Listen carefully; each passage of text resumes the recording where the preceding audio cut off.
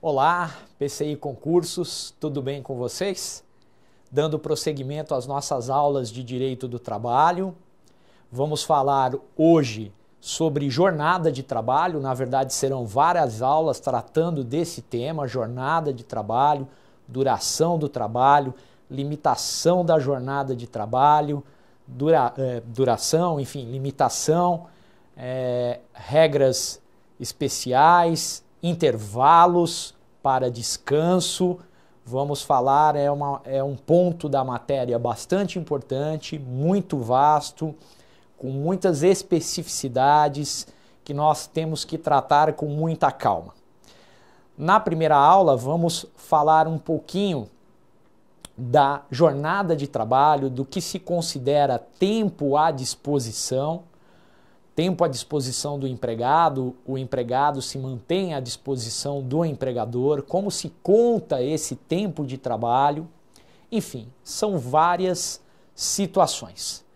O que nós, de antemão, inicialmente, para que possamos nos situar do ponto de vista doutrinário, para compreendermos o porquê, a motivação da existência de normas limitativas da jornada de trabalho, mais uma vez, a questão histórica, que é importante para todo o direito, a evolução histórica da humanidade, que reflete diretamente nas questões jurídicas, como tivemos oportunidade de falar no começo do nosso curso.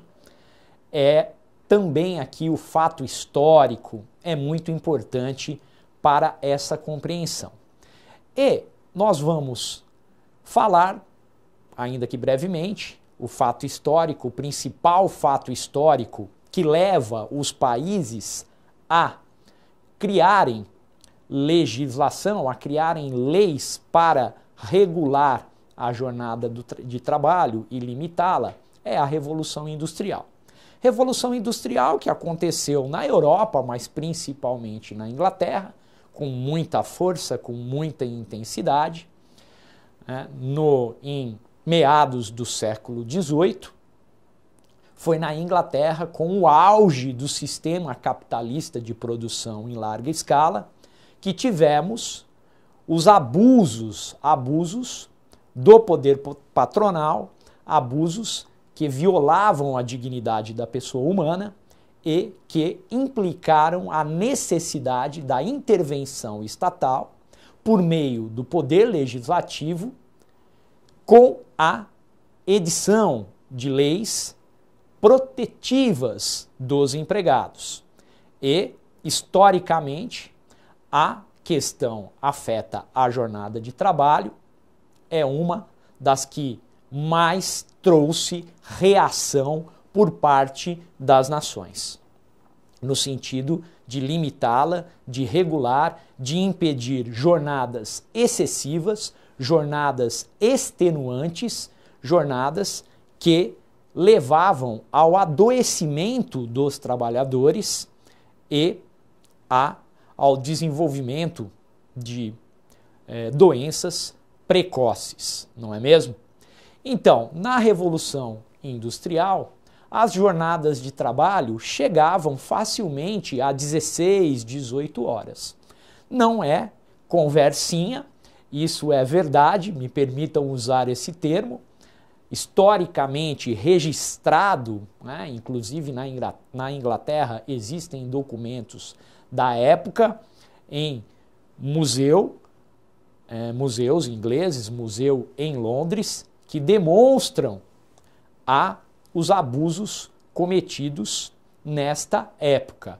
Obviamente, naquela época não se tinha consciência, não se tinham informações precisas ou uma consciência coletiva das mazelas e dos males causados pelos excessos de jornada de trabalho em condições insalubres, em condições perigosas, em condições penosas, que não poupavam não poupava ninguém, essas condições não poupavam ninguém. Não poupavam os homens adultos, não poupavam as mulheres e não poupavam as crianças. As crianças eram uma mão de obra importantíssima para o sistema produtivo capitalista em larga escala, que teve um desenvolvimento extraordinário na Inglaterra, na Alemanha, um pouco após na França, mas enfim, era esse o quadro desenhado.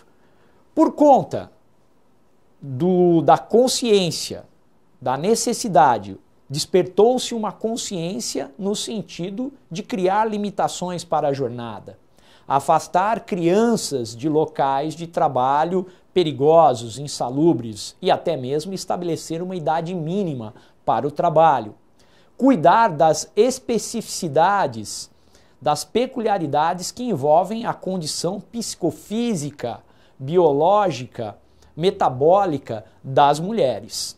E a Europa pós-revolução industrial, quase que unanimemente, tratou de editar leis protetivas, limitativas da jornada de trabalho. Como já tivemos a oportunidade de dizer aqui, em 1919, houve a assinatura do Tratado de Versalhes, após o final da Primeira Grande Guerra Mundial, e no Tratado de Versalhes previu-se a criação da Organização Internacional do Trabalho. Vejam, a Organização Internacional do Trabalho foi criada muito antes, décadas antes da Organização das Nações Unidas. A Organização das Nações Unidas é criada ao final da Segunda Grande Guerra Mundial, ao final da Segunda Guerra Mundial, e a partir poucos anos depois, a OIT se torna uma agência especializada da Organização das Nações Unidas. E é assim até hoje. No começo do século XX, todos os países europeus desenvolvidos, principalmente os países ocidentais, os países eurocontinentais, possuíam na sua legislação normas que limitavam a jornada de trabalho. Mesmo no Brasil surgem as primeiras leis que limitam a jornada de trabalho. Lembrando que o Brasil é membro fundador da OIT.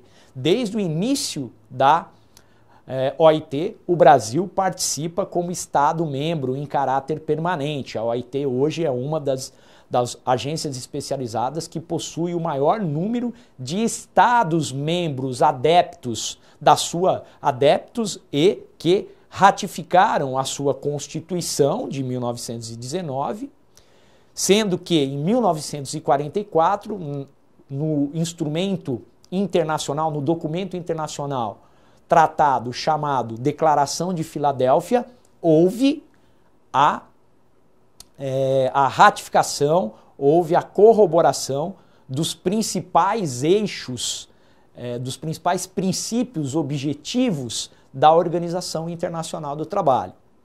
Basicamente, os 4 eixos, aproveitando a nossa aula de jornada de trabalho, os 4 eixos que envolvem a abolição do trabalho forçado e obrigatório, no caso o trabalho escravo, em todas as suas formas, abolição do trabalho infantil, medidas protetivas da discriminação nas relações de trabalho e a liberdade sindical. Esses são os princípios básicos da OIT, são objetivos da OIT que foram trazidos na Constituição de 1919, que criou a OIT, e ratificados em 1944, em Filadélfia. Todos os países membros são obrigados a agir no âmbito executivo, legislativo e judiciário, agir para concretizar os objetivos da OIT,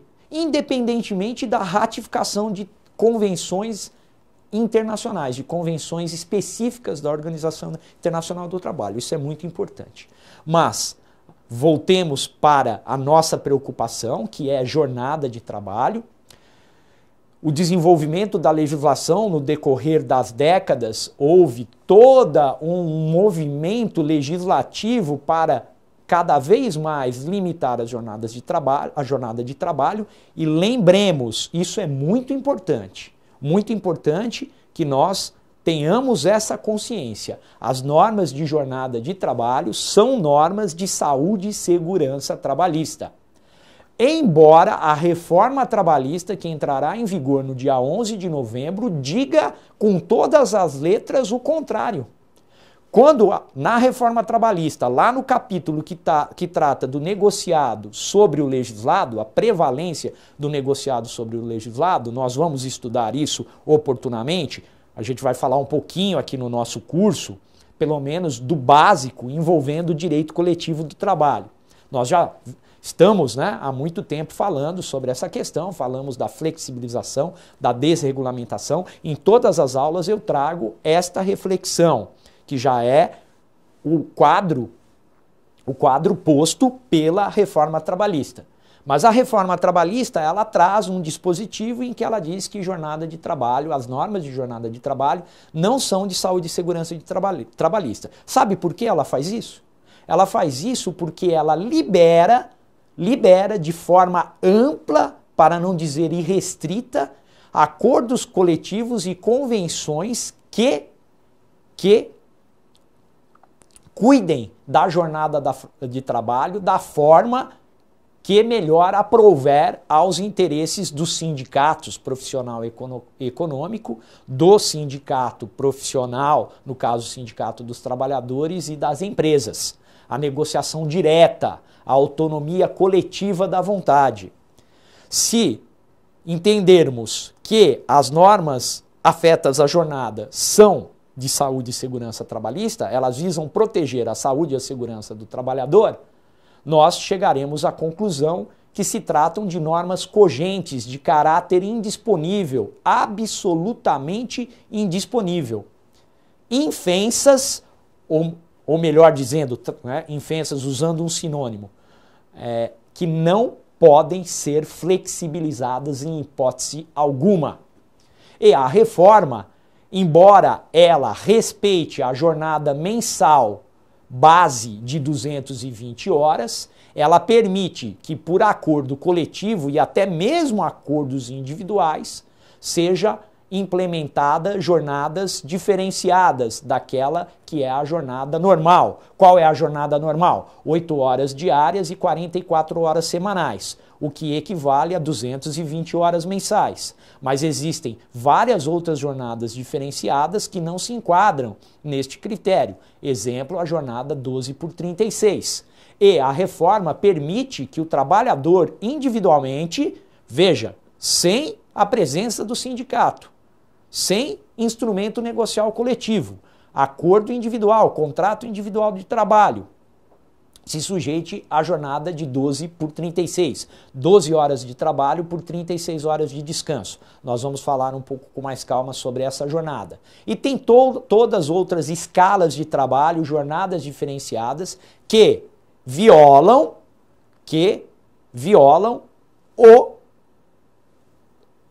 a jornada base da Constituição da República do Brasil.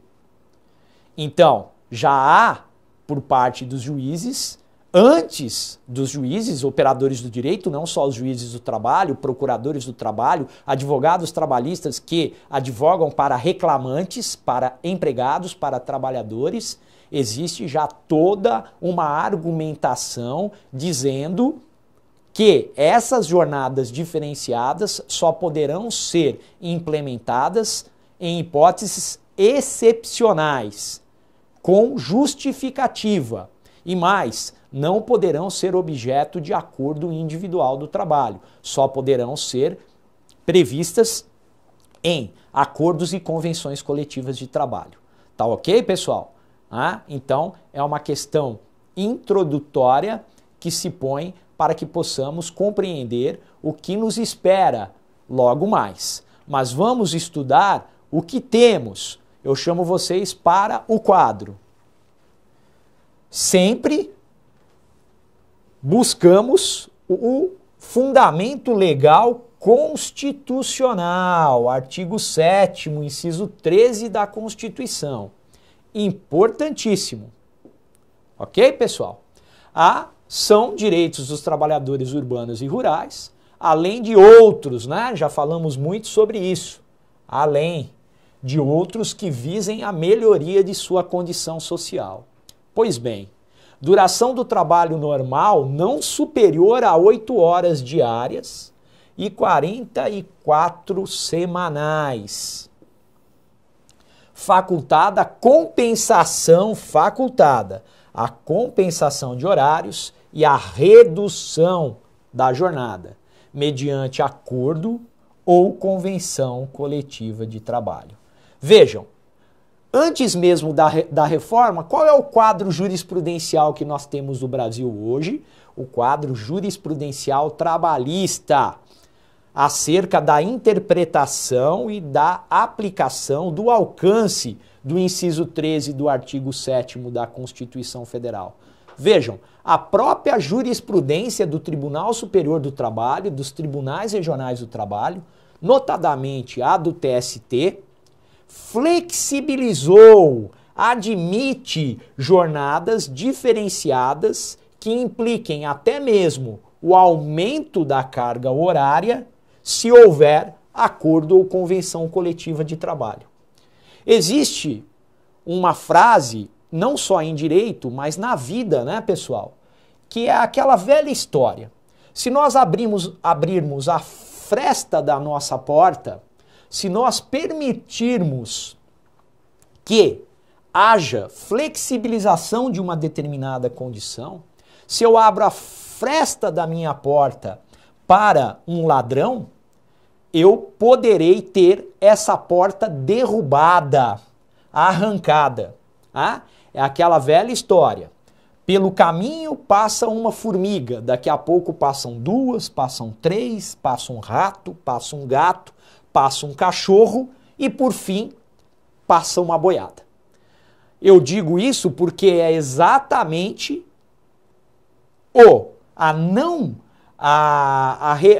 não que não houve resistência, mas a vida moderna, hoje já se fala em pós-modernidade, impôs no mundo todo e não só no Brasil, que a lei se adaptasse aos novos tempos. Só que esses novos tempos estão deixando para trás uma racionalidade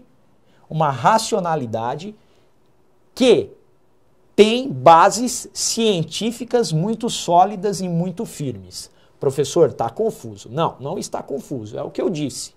Quais são essas raízes científicas? Estudos de medicina ocupacional, que envolve a saúde e segurança do trabalho, que demonstram que jornadas excessivas ou escalas de trabalho que não respeitam o metabolismo, que não respeitam o funcionamento do nosso organismo, quase que inexoravelmente, quase que sempre levam ao adoecimento do trabalhador.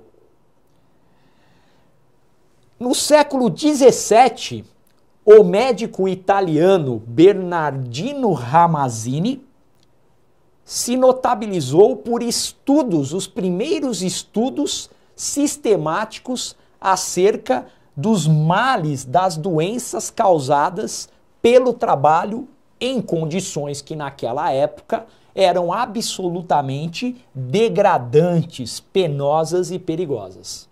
Existe uma obra clássica desse autor, desse médico italiano, de quase consulta obrigatória para aqueles que se debruçam sobre os estudos acerca da medicina ocupacional, e lá ele, de forma um estudo empírico, um estudo embasado na sua realidade, utiliza a terminologia, fala pela primeira vez, pelo menos de forma científica, sistemática, para a academia, para os estudos científicos, ele se debruça sobre essa questão. Então veja, pessoal, a reforma dizer que jornada de trabalho não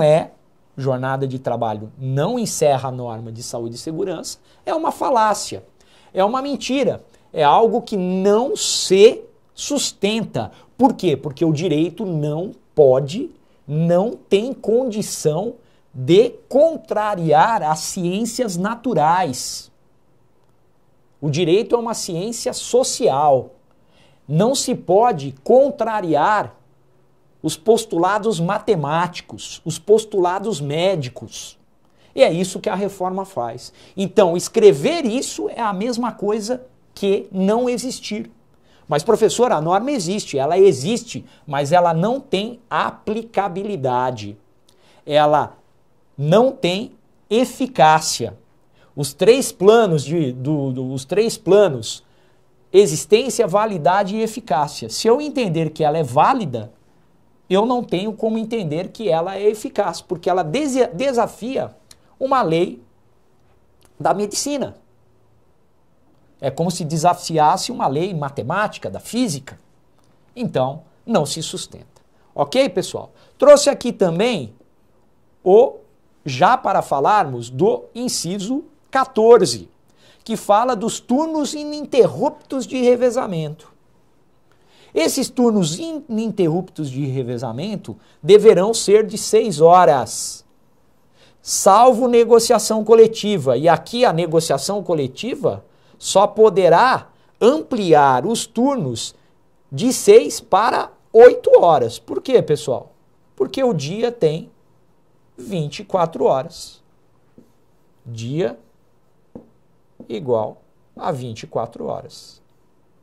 3 turnos de revezamento, ou 2 que sejam, mas enfim, 3 turnos ininterruptos. Eu tenho que respeitar as 8 horas, que é a limitação constante do inciso 13. No caso dos turnos, ele será normalmente diminuído para 6 horas, porém, esse salvo trouxe a possibilidade de aumento, desde que esse aumento seja até 8 horas. O que são turnos ininterruptos de revezamento? Você trabalha pela manhã, pela tarde e pela noite. Aquelas empresas que necessitam trabalho 24 horas. Então, o indivíduo, o trabalhador, trabalhará numa determinada semana pela manhã, na semana seguinte na parte da tarde e na outra semana na parte da noite. Isso também pode ser revezado de forma diferenciada, a cada 15 dias, enfim. Estou falando aqui a hipótese usual, aquela mais comum no dia a dia das relações trabalhistas. Certo, pessoal? Então, volto aqui com vocês para reforçar. Jornada de trabalho, limitação da jornada de trabalho está intrinsecamente ligado à proteção da saúde e segurança do trabalhador, a manutenção da integridade psicofísica dos trabalhadores, que é dever do empregador. Todo contrato de trabalho tem em si uma cláusula implícita que obriga o empregador a cuidar, a proteger o seu empregado de infortúnios, de acidentes do trabalho, de doenças do trabalho, de doenças profissionais do trabalho. Esse empregador tem o dever de assegurar a rigidez do meio ambiente de trabalho. A doutrina fala em direito humano fundamental a rigidez no meio ambiente do trabalho. Por que direito humano? Porque é um direito natural. É um direito natural e é um direito que está posto em documentos internacionais. E por que ele é fundamental? Ele é fundamental pela sua importância, a ponto de ser previsto, trazido em constituições modernas. No documento máximo, na Carta Magna das Nações. No Brasil, tem? Tem. Artigo 7º, inciso 22. O empregador é obrigado a observar as normas de saúde e segurança trabalhista. E também o artigo 200, inciso 8 da Constituição, prevê o meio ambiente do trabalho de forma expressa, explícita. Existe, professor, meio ambiente do trabalho? O meio ambiente não é só um meio ambiente natural? Não, não é. Se disserem isso, é um equívoco, um erro grosseiro. Por quê? Porque somos positivistas. O direito requer normas, princípios e regras. temos aqui princípio, temos regra, temos dada a importância do meio ambiente do trabalho, ele é mencionado expressamente pelo artigo 200, inciso 8 da Constituição. Esse artigo é o artigo do SUS, do Sistema Único de Saúde, que vai dizer que o SUS é responsável por ações preventivas de saúde e segurança trabalhista, por cuidar do meio ambiente do trabalho, a necessidade de políticas públicas e políticas empresariais voltadas à saúde e segurança do trabalho. Isso é coisa muito séria, pessoal, porque o Brasil é um dos recordistas mundiais de acidentes de trabalho fatais e mutiladores. Morrem muitos trabalhadores, tanto em números absolutos como proporcionais no Brasil. Existe uma cultura, tanto por parte do empregado como do empregador, de não dar a devida importância à saúde e segurança trabalhista. O trabalho não é fácil, é árduo, não é fácil administrar essa questão, mas é um dever do empregador, com a colaboração dos empregados. Ok? Veja, mas jornada de trabalho é só uma questão de saúde e segurança? Não. É uma questão de lazer, direito ao lazer, direito fundamental posto no artigo 6º da Constituição da República. Só isso, professor? Não. É um direito fundamental do trabalhador para que ele possa conviver de forma harmônica e sadia com a sua família e com a comunidade que o cerca. Convivência familiar e social. As pessoas têm direito à cultura, a se divertir, a se realizar como ser humano. Embora boa parte da nossa vida, talvez 2/3 dela ou mais, passemos trabalhando, nós temos a necessidade de descansar, de conviver, de sermos felizes. É isso mesmo, pessoal. O direito é sim um instrumento para a felicidade, para a realização do ser humano. E não podemos perder isso de vista em tempos em que a flexibilização avança, em que as necessidades do capitalismo global se impõem. Então, é muito importante que essa racionalidade social, trabalhista, não se perca. Porque há fundamentos sérios, fundamentos científicos, fundamentos desafiadores para aqueles que pensam em contrário. E toda uma construção, uma evolução histórica que não pode ser desprezada e deixada para trás, que não pode sucumbir perante uma canetada. Ok? Então, essa nossa primeira aula é para que a gente tenha em mente esses fundamentos de ordem internacional e constitucional para a limitação da jornada de trabalho. Ok? Espero que isso tenha ficado muito claro. E aí agora nós vamos partir nas próximas aulas aqui uma teoria geral sobre jornada de trabalho, se é que é possível dizer desta forma, pela importância do tema. E nas próximas aulas vamos falar das regras, da jurisprudência, das questões que circundam, e são muitas, a questão que envolve a jornada de trabalho no nosso país, no Brasil. Agradeço vocês, continuem conosco, PCI Concursos, preparação é aqui, pessoal. Até a próxima aula.